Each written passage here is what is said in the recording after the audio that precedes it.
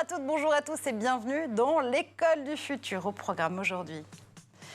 Il a des étoiles dans les yeux et à 18 ans à peine, Thabo Melia fait briller l'astronomie. Focus et Génération Talent, c'est à suivre. Il fait aussi briller les yeux, évidemment, des téléspectateurs et téléspectatrices de l'école du futur. C'est Damien Douani. Et Damien, tu as surtout une idée derrière la tech. Tu vas nous éblouir encore aujourd'hui avec Sondido, une bibliothèque en ligne qui est inclusive. C'est ça, pour les gens qui ont du mal à lire, comment faire en sorte qu'ils arrivent à mieux lire. C'est ce qu'on va voir ensemble. Voilà, c'est simple, il fallait y penser. Et justement, tu vas nous en parler dans un instant. Notre question du jour, elle sonne comme un cri de ralliement. Vive l'écho! C'est un concours organisé pour la première fois, un concours inédit, dont le but est de faire éclore les futurs talents de l'économie parmi les lycéens et les lycéennes actuelles. C'est vrai que depuis près de 55 ans, désormais, les sciences économiques et sociales font partie de leur cursus. Comment les SES restent la spécialité, seconde spécialité même de prédilection des élèves de première et de terminale? Est-ce qu'il faut réimaginer leur enseignement? Comment est-ce que grâce justement à l'économie, on fait de nos élèves des citoyens actifs et ouverts? Pour en parler avec nous en plateau, deux des co-organisateurs de Vive l'écho. Béatrice Couéron, vous êtes directrice du programme enseignants et entreprises pour Melchior. Bonjour à vous. Et puis Victor Lequillerier, vous êtes vice-président de BSI Economics. Et si j'écorche votre nom, vous avez le droit de me le dire tout de suite. Bonjour, non, c'était très bien. Et vous le voyez, on est raccord pour parler d'économie. Aujourd'hui, autour de cette table, on s'est mis vraiment aux couleurs de Vive l'écho. Mais d'abord, focus. Et Génération Talent nous amène en Afrique du Sud aujourd'hui avec Thabo Melia qui a suivi le soleil littéralement à la trace pendant 5 mois. Ses travaux le font briller sur la scène internationale. Édouard Degnaud nous en dit plus. Son invention va peut-être révolutionner l'astronomie. Thabo Melia est un jeune scientifique sud-africain de 18 ans. Il a participé virtuellement à la Taiwan Intel Science Fair en 2021. C'est sa victoire à l'ESCOM Expo, un concours de jeunes scientifiques en Afrique du Sud, qui lui a permis de participer à ce concours international. Le jeune garçon a présenté un projet appelé Sunprints in the Sky et il a impressionné le jury par son ingéniosité, la solidité de ses connaissances et la maîtrise de la méthodologie. Son projet étudie la trajectoire du Soleil par rapport à 3 étoiles spécifiques sur une période de 5 mois. Le tout en utilisant un appareil d'observation qu'il a lui-même conçu au lieu d'un équipement traditionnel beaucoup plus coûteux. Thabo Melia a déclaré qu'il n'avait pas les moyens pour s'acheter un appareil d'observation classique. La seule alternative pour lui, afin de participer au concours, était donc de concevoir le sien. Son invention lui a permis de remporter le 3e prix dans la catégorie astrophysique. Le jeune scientifique ne s'attendait pas à gagner un prix dans un tel concours, car selon lui, la compétition est très difficile et les normes internationales sont très élevées. Il fait désormais la fierté de son pays et notamment du directeur de l'ESCOM Expo. Partid Chetty a déclaré qu'ils étaient très fiers que Thabo ait ramené un prix pour l'Afrique du Sud. Mais tout de suite, les sciences économiques et sociales passent à l'action. On ouvre notre talk.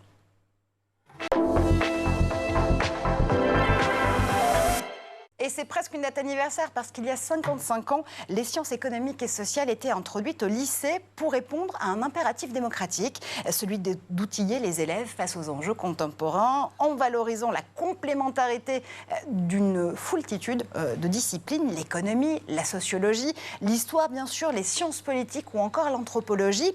Béatrice Couéron, vous êtes directrice du programme enseignants entreprises pour Melchior et vous êtes vous-même enseignante d'ailleurs de SES au lycée. Vous avez l'impression que c'est toujours le cas. Oui, tout à fait. C'est vraiment une discipline passionnante. On le voit bien d'ailleurs dans le choix des élèves pour choisir cette spécialité au lycée. Et on est vraiment au cœur de l'actualité. Dans nos programmes, on va parler de mondialisation, de politique en Europe. On peut voir l'actualité et se rendre compte à quel point c'est important, c'est stratégique de comprendre les enjeux aujourd'hui de ces thématiques. Victor Lequillerier, vous êtes vice-président de BSI Economics, qui est une plateforme, si j'ose dire, de jeunes économistes qui mettent leurs compétences, leur savoir à la disposition d'une foultitude de clients notamment. Mais votre métier, c'est aussi d'éclairer sur ces questions d'économie, parce que l'économie, c'est une boussole pour comprendre le contexte politique, géopolitique, sociétal dans lequel on évolue. Exactement, et c'est vrai que BSI Economics, c'est un peu notre vocation de proposer des contenus qui soient accessibles, parce que l'économie, c'est complexe, et il y a beaucoup de jargon, et c'est pas forcément quelque chose...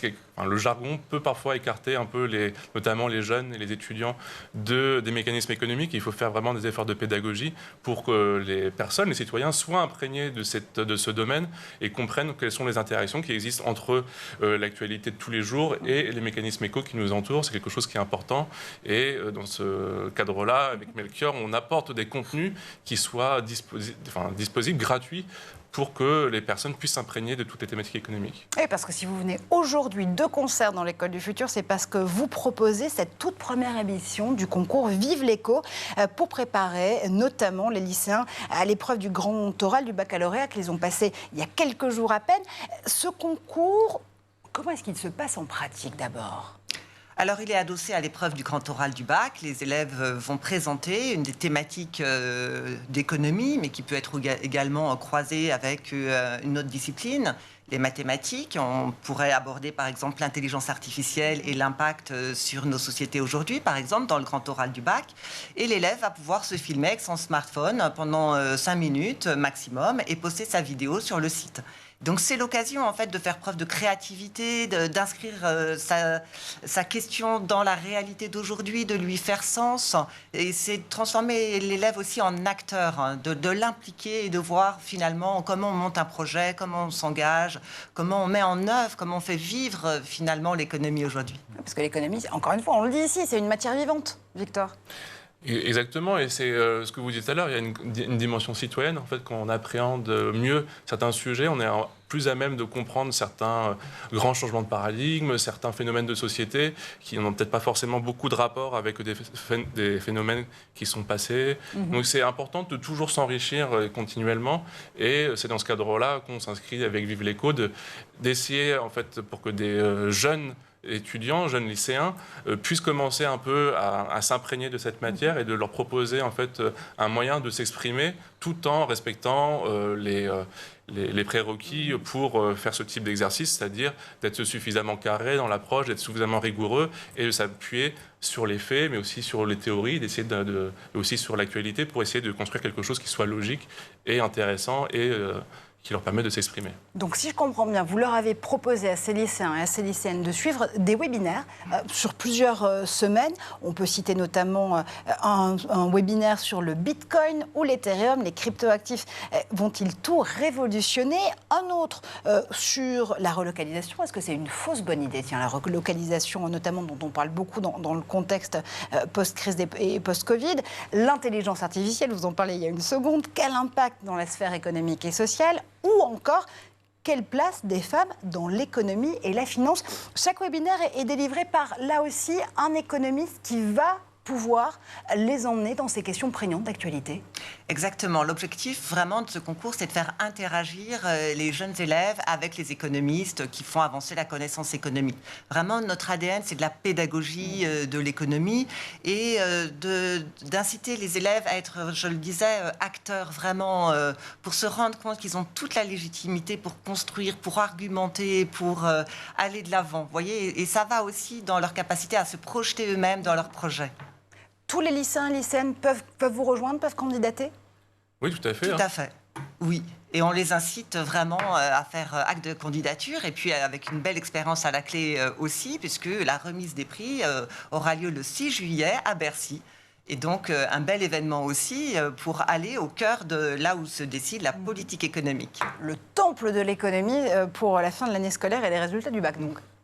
Oui, tout à fait. Et c'est que nous, c'est les économistes de BSI qui participent à ces webinaires. Et c'est l'objectif, c'est de leur montrer que on peut prendre des sujets qui sont d'actualité. La relocalisation au niveau de l'industrie, on en parle depuis le début du Covid. C'est quelque chose qui est très actuel. Et c'est peut-être des sujets qui sont moins théoriques, mais qui permettent en fait d'appliquer des raisonnements et d'utiliser la théorie pour en fait construire une sorte d'argumentaire. Et ça, c'est quelque chose qui aide les étudiants, de leur montrer comment on s'empare d'un sujet avec des spécialistes et comment on essaie de le rendre accessible et d'avoir une approche qui soit suffisamment complète et pas forcément avec des dogmatiques, avec des prises de position fortes, mais essayer vraiment d'accompagner accompagner les étudiants dans leur manière de réfléchir et de concevoir en fait des idées économiques. Alors moi, je parle plus d'élèves, mais c'est parce que Victor est avec les jeunes économistes de Economics, mais vraiment, c'est les jeunes élèves de première et de terminale qui peuvent y participer sur la France entière et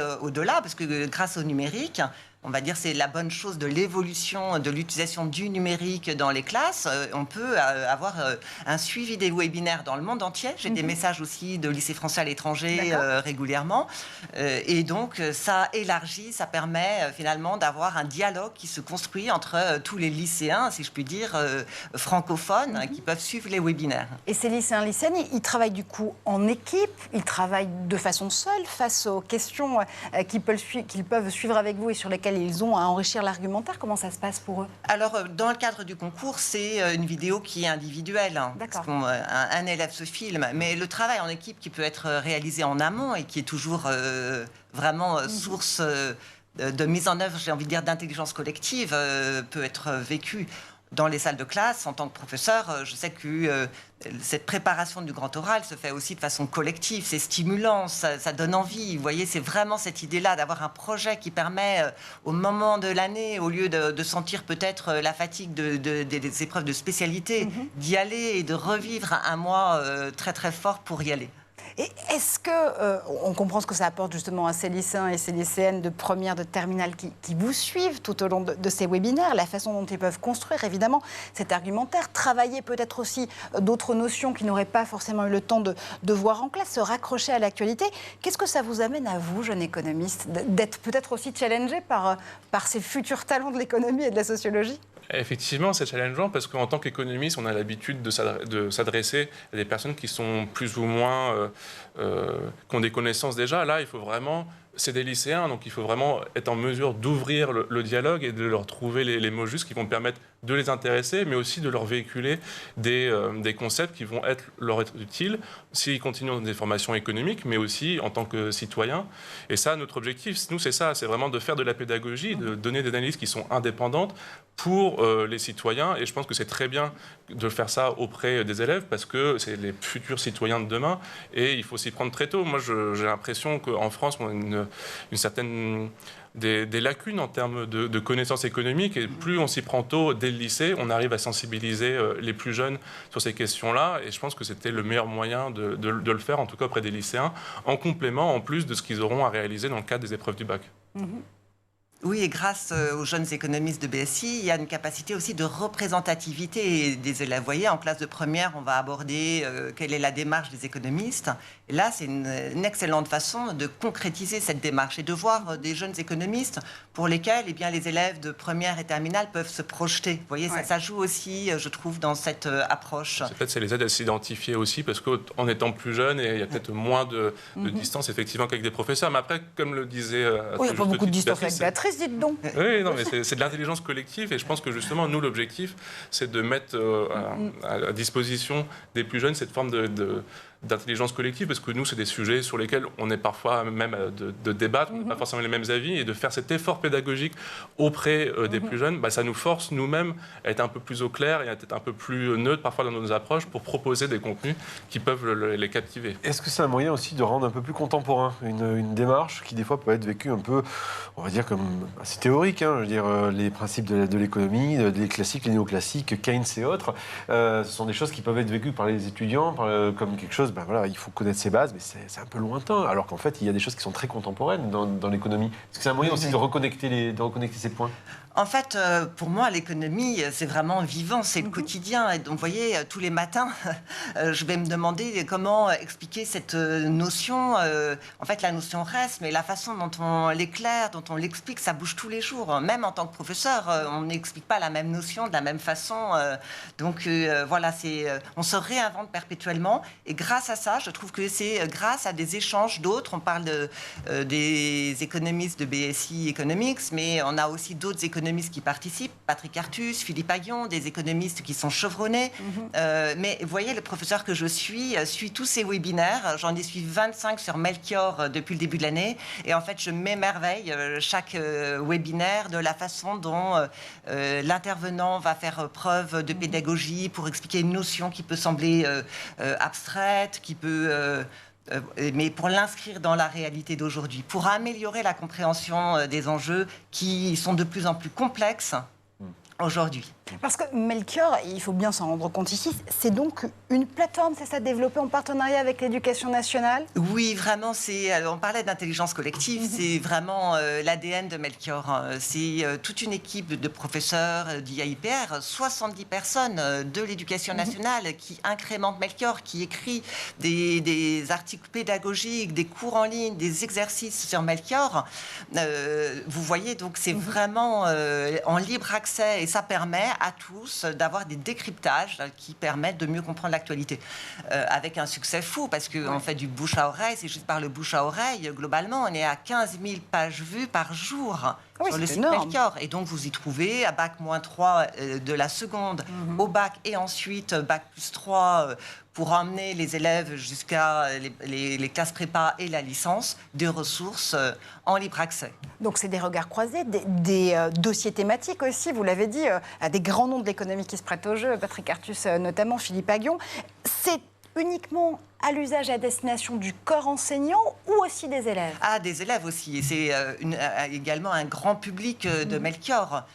C'est justement, en fait, à mon sens, pour porter la parole de ces économistes qui font avancer la connaissance sur nos thématiques au cœur des territoires. Et c'est ça l'égalité des chances, c'est ça qui est permis par le numérique. Et c'est ça qui m'apporte beaucoup quand j'organise ces webinaires. Quand je dis j'organise, c'est avec toute l'équipe, comme je disais, de Melchior. On est là pour rassembler, pour fédérer les talents. Et grâce à ça, en fait, des élèves qui seraient éloignés dans un territoire, territorialement ou socialement, va avoir accès à la parole directe d'un grand économiste. Et ça, vous voyez, vraiment, c'est fabuleux. La réunion, justement, des idées par les outils numériques. Victor, vous allez consulter de temps en temps Melchior, tiens. Alors moi, quand j'étais étudiant, ça m'arrivait fréquemment de consulter, mais c'est que sur des... Et justement, quand j'ai besoin moi, j'enseigne notamment à l'université, et c'est que parfois il y a des concepts, pour moi, c'est acquis. J'ai utilisé un jargon qui n'est pas adapté. C'est vrai que parfois les fiches de Melchior nous disent ah oui, c'est vrai qu'il faut passer par là et par cette étape-là pour rendre ça accessible à des personnes qui ne sont pas forcément des fins connaisseurs de l'économie. Donc ouais, c'est quelque chose. Moi, je trouve que c'est vraiment très utile, et même pour les économistes, parfois on se dit ah oui, c'est vrai qu'il faut. 100 fois sur le métier, remettez votre ouvrage. Ouais. Et justement, on parlait de jargon. On sait bien que c'est une barrière à l'entrée quand même en économie, hein, c'est très compliqué. Et du coup, sur Melchior, on va lancer le dictionnaire vivant de l'éco, c'est-à-dire vraiment pour expliquer l'éco, les concepts en quelques minutes, mais avec des vidéos, parce qu'on sait très bien qu'un texte qui va définir des notions un peu clés, mais de façon très théorique, vous évoquez cette question-là, rend le travail compliqué. Voilà, en économie, déjà, il faut faire de la pédagogie des termes, tout simplement, pour pouvoir mieux comprendre et s'engager dans le débat. L'économie est une matière vivante et on vous la fait vivre aujourd'hui, évidemment, dans l'école du futur. On revient à notre question. Vive l'éco, ce cri de ralliement dans un instant. Mais...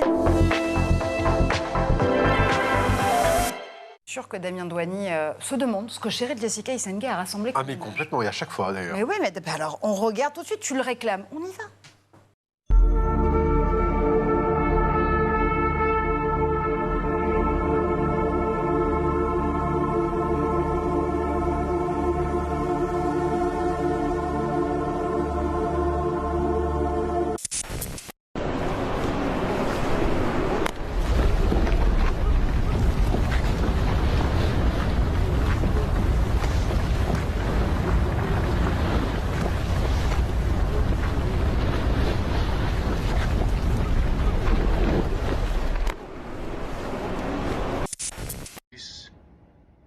To Australia, I found true love in the most unlikely of places.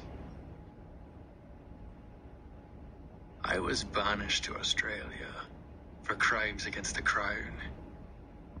They believed my story was over, but it was merely the beginning.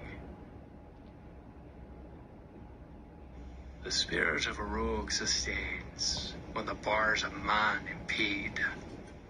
For no cage can hold that which is boundless.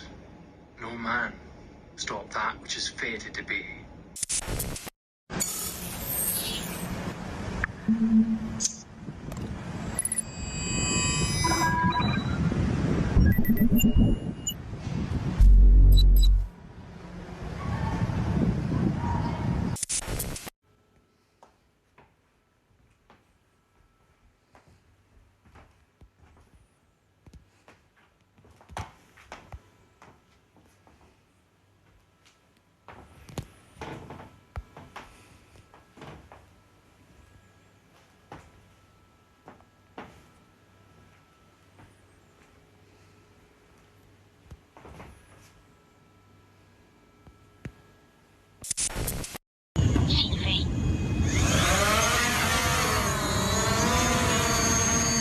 看到没有？走。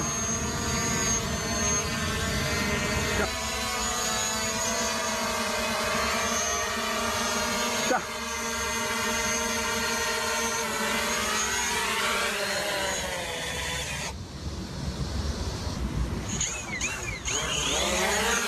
OK。Et on est de retour sur le plateau de l'École du Futur, bien sûr, toujours en compagnie de Béatrice Couéron. Vous êtes directrice du programme Enseignants Entreprises pour Melchior, enseignante de sciences économiques et sociales au lycée. Victor Lequillerier, vice-président de BSI Economics, enseignant aussi en université d'économie notamment. On reprend notre débat et cette question sur l'économie qui se vit aujourd'hui sur le plateau de l'École du Futur. Ça, on le fait dans un instant. D'abord, on va sonder les idées de Damien Douani. L'idée derrière la tech, bien sûr. Est-ce que, Marjorie, tu as des difficultés à lire? Alors, moi, pas, mais j'ai de la chance parce que je sais que ce n'est pas le cas de tous les publics. C'est exact. 15 à 20% des élèves présentent des difficultés de lecture lors de leur entrée en 6e. Et on estime qu'il y a 6 à 8% de la population qui est concernée par les troubles 10 et la dyslexie en général. Ce qui, bien sûr, provoque des situations complexes en termes de progression pédagogique et de développement personnel. Et bien sûr, il existe des solutions. Ces solutions, j'en avais présenté une ici sur ce plateau, qui s'appelle Lexilight, qui est une lampe qui permet aux dyslexiques de lire classiquement des livres et de mieux percevoir les caractères grâce à donc cette lampe. C'est quand on veut se trimballer une lampe. Mais comment on fait justement aujourd'hui d'une autre manière? Alors, à l'heure des liseuses et des bibliothèques de livres numériques, il existe une solution adaptée qui s'appelle Sondido. Et alors, c'est une bibliothèque en ligne, si j'ai bien compris? C'est ça. Alors en fait, aujourd'hui, il y a plusieurs bibliothèques qui existent avec des livres qu'on peut consulter, mais il n'y en avait aucun qui était vraiment adapté aux personnes qui ont des troubles 10. Et donc Sondido, c'est une bibliothèque numérique de l'école inclusive. C'est comme ça qu'il se présente. Ça veut dire quoi? Ça veut dire que les livres qui sont choisis sont pris parmi les standards de la littérature jeunesse, en phase, bien sûr, avec les recommandations des enseignants et de celles du ministère de l'Éducation nationale. C'est une application en ligne, donc ce qui permet aux élèves à la fois de suivre à l'école et bien sûr aussi chez eux. Et puis surtout, c'est un outil particulier. Pourquoi? Parce que au-delà des œuvres qu'on va retrouver, dans les textes ne sont pas changés particulièrement. Ce qui va être travaillé, c'est le format numérique qui va être enrichi à l'aide, on va dire, de différents outils pour aider à la lecture et accompagner vers l'autonomie les apprentis lecteurs. Parce que justement, ces publics qui ont des besoins particuliers pour être accompagnés justement sur la lecture. On a aussi développé des technologies particulières pour pouvoir les aider. Ça donne quoi si on soulève le capot de la tech de Sondido? Ben justement, on est là pour ça, ça tombe bien. Donc quand on soulève le capot, qu'est-ce qu'on voit? Eh bien l'application Sondido utilise un format qui s'appelle Frog. Alors Frog, c'est pas, bien sûr, on l'a compris, c'est pas une petite grenouille. Pas la grenouille, non. C'est un acronyme qui veut dire Free Your Cognition en français, soulager l'effort cognitif. Parce que les enfants 10, très souvent, c'est le problème, c'est d'être très surchargé d'un point de vue cognitif pour arriver à lire. Et donc l'idée, c'est de soulager, d'où cet acronyme Frog. Ça veut dire quoi concrètement? Eh bien, chaque e-book va proposer un jeu complet d'outils d'aide à la lecture élaborés pour les enfants dyslexiques donc, et avec des orthophonistes. Et ça va permettre quoi? Ça va permettre de favoriser le déchiffrage, de maintenir l'attention avec des repères visuels, de limiter la quantité d'informations visibles à l'écran, de faciliter la compréhension en groupant par exemple les phrases par unité de sens et en proposant des définitions. Et voilà, c'est tout ce mélange-là, tout ce cocktail qui va faire en sorte l'originalité de la plateforme Frog. Enfin, de la plateforme plutôt Sondido avec la technique Frog, et le fait que la cognition, tout de suite, soit adaptée aussi à la façon dont la façon de lire de ces enfants va pouvoir aussi être facilitée. Concrètement, si j'ouvre Sondido, que j'ai ce trouble 10, ça prend quelle forme pour moi? Alors la particularité, c'est qu'en gros, on retrouve une bibliothèque classique, mais donc c'est le lecteur, le reader, comme on dit, qui va être particulier. Il y a une interface qui est intuitive et qui va permettre donc au lecteur d'avoir plusieurs éléments. Alors, on va le voir à l'image. Il y a différents outils. Donc, il y a une police spécifique, par exemple. Il y a une aération du texte, segmentation syllabique et phonétique. On a l'interlignage qui peut se modifier. On a une réglette de lecture pour aider à isoler les phrases. On peut avoir des cadres de lecture. On peut avoir le contraste de l'écran qui va être travaillé et plein d'autres outils qui vont vraiment aider, toute une panoplie d'outils intégrés qui vont permettre de rendre la lecture beaucoup plus simple. Alors aujourd'hui, il y a 250 titres qui sont proposés et qui sont disponibles au catalogue et qui sont des ouvrages qui sont du primaire jusqu'au lycée. Et actuellement, cette start-up cherche à être adoptée par le plus grand nombre d'établissements. Mais adoptons-la tout de suite. Est-ce que Melchior pourrait, par exemple, adopter son Dido sur ses écrits? Je trouve que c'est une excellente idée. Oui. Merci de la partager. C'est clair qu'effectivement, oui, aujourd'hui, c'est bien les webinaires vidéo, ça permet d'aider ça. Mais sur les textes, effectivement, plus que jamais essayer de faire gagner en accessibilité, ça peut être vraiment hyper intéressant. Oui. D'autant plus que 70% encore aujourd'hui des sites internet, alors là on parlait de l'écrit et des livres avec toi Damien et avec son Dido, mais sur la surface consultable en ligne, sur le web lui-même, 70% des sites encore aujourd'hui ne sont pas adaptés, accessibles à la fois à des publics déficients visuels, mais aussi à des publics qui ont des troubles dits 10. Donc c'est vraiment important de se faire écho de ces initiatives ici dans l'école du futur. L'économie, oui messieurs, dames, elle se vit. On continue notre discussion tout de suite. C'est le talk, deuxième partie.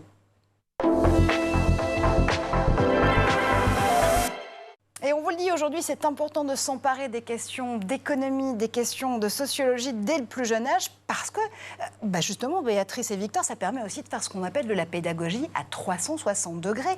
À partir d'un fait économique, on peut aborder des questions d'histoire, des questions de géographie, des questions de politique, là aussi. C'est important de pouvoir relier, de montrer en fait que l'économie, c'est finalement le ciment de toute l'explicabilité de ces phénomènes aujourd'hui. Ah oui, tout à fait. Et c'est vraiment l'objectif, c'est de construire une représentation du monde qui montre qu'en fait, on a besoin des autres disciplines aussi pour comprendre. Vous voyez, par exemple, je parlais de la mondialisation. C'est très intéressant de travailler entre professeurs de SES et d'histoire-géographie sur ces questions-là. Vous voyez, donc on a parlé de Melchior, qui est le site, la plateforme qui va illustrer ces regards croisés. Mais lors des entretiens enseignants-entreprises, qui est une manifestation qui est l'université d'été du monde de l'enseignement et de l'entreprise, qui rassemble 700 professeurs, on va travailler avec des professeurs de disciplines différentes. J'ai parlé de l'histoire-géographie, l'économie-gestion, les sciences et technologies du vivant, de la santé et de la terre, pour essayer d'illustrer des questions comme ça qui sont fortes et qui ont un sous-jacement économique. Et c'est quelque chose qu'on ressent aussi du côté de BSI Économique. Je rappelle que BSI Économique, c'est notamment l'institution, l'organisme dont vous êtes le vice-président, Victor, qui représente de jeunes économistes et qui permet aussi d'avoir, là aussi, de faire de la pédagogie sur le vocable, pas toujours très simple, on va se le dire quand même, des économistes. Le fait de relier, d'avoir constamment à l'esprit le lien logique entre l'économie et les autres disciplines, c'est fondamental. Ce qui est vraiment important dans l'économie, c'est l'approche. Moi, j'ai le sentiment que pendant de trop nombreuses années, l'économie, c'était, il fallait être dans une école de pensée, il fallait être à gauche ou à droite, il fallait être hétérodoxe ou orthodoxe, il fallait être keynésien ou monétariste. Moi, je trouve que c'est pas intéressant d'avoir des écoles et d'être dogmatique. Tout ça, il faut s'en enrichir.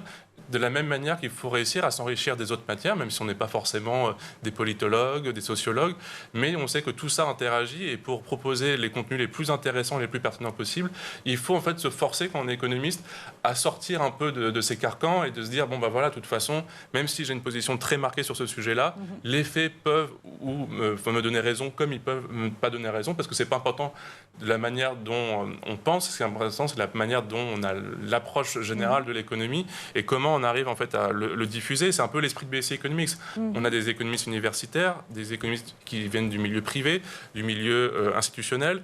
On est un think tank apolitique, et l'objectif, c'est en fait que ces synergies qui peuvent être créées entre les différents types d'économistes et les rapports qu'on peut avoir parfois avec des gens qui viennent d'autres matières, ou avec parfois des approches avec des entreprises, ça nous permet de construire une réflexion beaucoup plus aboutie et de sensibiliser les gens sur les changements de paradigme ou sur des fondamentaux qui n'ont pas eu l'occasion de changer depuis des années et qui continuent de s'appliquer. Donc c'est vraiment l'approche qui me semble être la plus importante, et c'est ce qu'on essaye de faire en tout cas avec BSI Economics. Mais je comprends qu'on ait besoin d'être, si ce n'est de garder une certaine neutralité apolitique, ou en tout cas agnostique quand on est enseignante d'économie et de sciences sociales, mais est-ce qu'on peut quand même se départir à ce point-là de l'aspect politique et idéologique de l'économie? Parce que, encore une fois, tout est relié. Et on citait tout à l'heure des grands noms de l'économie, Keynes notamment. On se souvient tous de nos cours, enfin moi en tout cas je m'en souviens de façon vivante, de mes cours à moi d'éco, où on découpait assez rapidement. On pouvait parcourir l'histoire de la pensée, notamment économique, qui est intrinsèquement liée avec l'histoire aussi politique de nos sociétés. On peut réussir vraiment à ne pas faire entrer d'idéologie dans l'enseignement économique ? Nous, on est là pour éclairer ce qui se passe, donner en fait de la compréhension des phénomènes. Et donc, exactement comme le disait Victor, on donne des clés pour comprendre, vous voyez, et c'est cette connaissance qui va permettre à l'élève ensuite de se construire, d'avoir un point de vue. Mais dans les salles de classe, on est là pour expliquer, donner les clés pour comprendre, faire de la pédagogie. Et du coup, vous voyez, la clé essentielle ici, c'est la formation des enseignants. La pédagogie, en fait, dont nous, enseignants, nous avons besoin de mettre en œuvre pour arriver à ça, pour cette clarté et cette simplicité d'explication. Et vous lisez dans mes pensées, parce que c'est la question que j'allais vous poser. Aujourd'hui, quand justement on est investi de cette mission de porter l'enseignement des sciences économiques et sociales au lycée, où est-ce qu'on va chercher les ressources? Comment est-ce qu'on est formé? Comment est-ce que, justement, vous-même, dans la construction de votre parcours pédagogique, on vous amène ces ressources? J'adore votre question. Ouais. Où est-ce qu'on va chercher les ressources? Pour moi, enseignante, c'est sur Melchior. Je suis professeure... évidemment, j'aurais dû m'en douter. Je suis la réponse première... est très simple pour vous, Béatrice. Je suis la première professeure, si je puis dire. Vous voyez, je forme mes collègues, mais en me formant en premier. C'est-à-dire, véritablement, c'est parce que je suis enseignante au quotidien, à plein temps, dans les salles de classe avec mes élèves. Hein, c'est ma fonction première. Que je vais, avec toute l'équipe de Melchior, pouvoir produire ces ressources qui sont au cœur des classes, parce que pensées par des enseignants, pour des enseignants et leurs élèves. Vous voyez, c'est ça l'originalité. Ouais. De Melchior, et pourquoi ça marche aussi bien, c'est parce qu'on a cette question de pédagogie et in fine à destination de nos élèves, parce que vous avez posé une question forte. In fine, c'est améliorer finalement la compréhension du monde de nos élèves pour améliorer leur insertion professionnelle et sociale. C'est ça l'enjeu in fine. Ça veut dire qu'il faut être moteur, en fait, quand on est prof aujourd'hui de SES. Il faut aller chercher ces ressources. Il faut toujours remettre à jour ces notions. Parce qu'encore une fois, on le dit, je me répète, mais oui, l'économie, elle est vivante, donc elle change tous les jours. Victor. C'est exactement ça. Et c'est vrai que il existe une multitude en fait de ressources qui sont en libre accès. Pour autant, elles ne sont pas toujours accessibles, et c'était nous la réflexion qu'on a eue avec BSC Economics, de dire oui, il faut qu'on trouve un moyen, peut-être un peu disruptif, que c'est les documents de l'INSEE, les documents de la Banque de France, c'est pas forcément toujours très accessible, et que le travail de l'économiste, c'est de rendre accessible en fait ces connaissances. Et c'est que à partir du moment où il y a des plateformes digitales qui existent comme Melchior, comme BSC Economics, on arrive à fournir des éléments, parfois c'est descriptif, parfois c'est analytique, pour aider et en fait à amener sur certains sujets les citoyens, mais aussi les étudiants, les élèves, à mieux comprendre l'économie. Et après, ce qui est quelque chose qui est important, c'est que il faut vraiment se forcer à être apolitique, parce que sinon, je pense que, surtout quand on enseigne, je pense qu'on perd un peu du sens de ce qu'on fait. Parce que si on est là juste pour donner traduire ses idées, et c'est pas forcément quelque chose qui est intéressant pour les autres. Et c'est pour ça que nous aussi à BSI, ce qu'on met en avant, c'est l'expertise. Moi, vous me demandez mon avis sur le Bitcoin, j'en ai un. Pour autant, ce qui sera intéressant... C'est lequel ? Bon, j'aimerais bien l'avoir. C'est pas mais ça sera un avis, mais ce sera pas l'avis. En vrai, on s'en fout de mon avis sur le Bitcoin. Par contre, il y a des gens, ils travaillent sur ça. Ils travaillent sur ça en ayant une approche multidimensionnelle. Ils font le lien entre les aspects purement techniques, mais aussi les aspects liés à la société. Et quand on met en avant l'expertise, et pas forcément des gens qui sont dogmatiques, qu'est-ce qu'on arrive à faire ? C'est en certaine sorte, de dire, les choses sont complexes, mais en fait, il y a différentes manières de les appréhender et de les décomplexifier. Et la mise en avant de l'expertise, pour moi, c'est le rôle des économistes. Et que l'avantage, c'est qu'au sein de BSC Economics, on est plus de 80 économistes. 80 économistes. C'est très bien dit, c'était joli. Moi, je garde 80 économistes. 80 économistes, et chacun a des spécialités différentes. Et l'idée, c'est que chacun puisse, sur son sujet, s'en emparer et dire, voilà, c'est ça qu'il faut comprendre. Et pas forcément toujours les mêmes personnes qui donnent leur avis. Et parfois, on ne peut pas être des tautologues de l'économie. l'économie, si je vous entends bien. Il faut aussi respecter les spécificités et les spécialités, parce qu'on parle d'économie comme Lyon, encore une fois, et comme Simon, de l'ensemble de ces disciplines, et comme une boussole de lecture du monde pour ces lycéens et ces lycéennes qui sont aussi en train de forger leur esprit critique et d'être des citoyens agiles.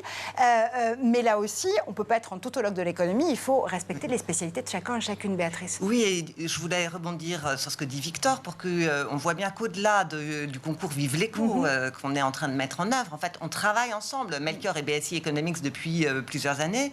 Et je vais vous illustrer avec une classe, par exemple, d'une collègue de Dunkerque.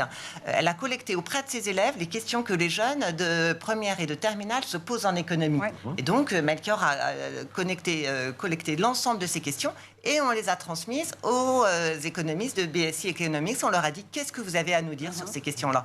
Et du coup, vous voyez, c'est ça, connecter les talents. C'est aller sur le terrain, encore une fois, le terrain, le territoire, la diversité des lycées, et permettre un dialogue direct avec les économistes, les jeunes économistes. Et du coup, en fait, grâce à la multiplication des ressources, eh bien, aider l'élève progressivement à se construire, à se situer dans la société d'aujourd'hui. Et ça tombe bien parce que ça nous permet de nous repositionner du côté des lycéens et des lycéennes. Qu'est-ce qu'ils vous disent en cours aujourd'hui? Comment est-ce qu'ils ont envie aussi d'avoir cette lecture du monde qui leur est proposée? Pour eux, ils identifient l'économie à quel type de questions avant tout? À quel type d'enjeux? Alors, aux enjeux autour de l'emploi, du numérique vraiment, du travail. Vous voyez comment évolue le travail avec le numérique, le travail à distance, les relations sociales. Toutes ces questions-là de mondialisation, de stratégie d'entreprise, d'Europe. On a vu l'Europe en premier plan, mais derrière, il y a des questions aussi. Donc, je les trouve passionnés. Je me nourris des questions des élèves. En fait, vous voyez, dans la démarche que j'ai par ailleurs avec Melchior et ses productions de ressources, en fait, c'est leur regard, c'est la richesse. Je parlais des questions posées par les élèves. Il y a jamais je suis pourtant professeur, et pourtant, en fait, je trouve que la fraîcheur d'une question d'élève est irremplaçable. Et donc, c'est grâce à leurs questions qu'on arrive finalement à être plus fin, plus juste dans le travail qu'on peut faire auprès d'eux. Victor, justement, quand vous avez reçu sur des exemples très précis les questions qui vous ont été transmises par les confrères et consoeurs de Béatrice, vous avez été surpris par certains des questionnements de ces lycéens et lycéennes? C'est que c'était surprenant parce qu'on se rendait compte qu'ils étaient quand même assez au fait et qu'ils se posaient beaucoup, ils se projetaient beaucoup. Et ça, c'est important parce qu'on est dans un monde où c'est très difficile, il y a beaucoup d'incertitudes, d'autant plus maintenant depuis la période du Covid, et qu'il y a des changements de paradigme. C'est une science vivante, et à partir de ce moment-là, on était plutôt surpris, mais plutôt dans le bon sens du terme, parce qu'on voyait qu'ils se posaient beaucoup de questions. Et ce qui était aussi intéressant, c'est que parfois, ils se posaient pas forcément les bonnes questions. En fait, c'était les bons sujets, mais disons que ce qui est intéressant, c'est que parfois, les gens voient un sujet et se posent des questions, mais ce n'est pas la bonne manière d'aborder ces questions-là. Et nous, notre objectif, c'est de dire, voilà, vous avez ciblé le bon sujet, et peut-être que si vous avez posé la question différemment, ça aurait peut-être eu une construction dans votre tête d'un argument, de questionnement différent. Et c'est ça notre objectif, c'est de dire, voilà, ça, c'est une bonne question. Ça, par contre, c'est quelque chose qu'il faut aborder d'une manière ou d'un point de vue différent. Et pourquoi il faut le faire, et comment, en fait, on peut trouver des éléments de réponse pour répondre à ces questions. Donc, c'est assez intéressant parce que c'est de l'intelligence collective avec quelque chose bottom-up, up-to-bottom. C'est vraiment très intéressant d'avoir cet ascenseur de... Et donc remettre de la logique de l'organisation, justement, de la réflexion, de la méthodologie, en réalité, dans cette organisation de la pensée économique. Béatrice. Oui, tout à fait. Et je trouve vraiment que dans la formulation même des questions, finalement, ça révèle beaucoup de choses. C'est vrai... et quelquefois, nous, en tant qu'économistes, on veut les remettre vite sur les rails, mais je trouve que c'est intéressant également, en fait, ce qui pourrait nous sembler de la maladresse, en fait, là, c'est le professeur que je suis, traduit également... Je sens le cœur de la professeure. Ah oui, vraiment. Que finalement, peut-être que... Il y a ça, oui, c'est une autre façon de voir. Et ça, j'adore aussi, parce que les élèves, aujourd'hui, ils nous aident à voir un peu les choses autrement et au quotidien. Alors, est-ce qu'il y a des questions iconoclastes aussi? Toutes les questions. Alors, en fait, pour moi, il n'y a pas de questions iconoclastes. En fait, c'est ça qui est génial. C'est que, en fait, je suis tous les matins surprise par mes élèves et en fait, je les forme comme si, après, ça pouvait être mes futurs collaborateurs ou collaboratrices, vous voyez. Donc, pour moi, c'est au contraire une pensée très libre et qui est rigoureuse aussi. Je prends quelquefois avec eux...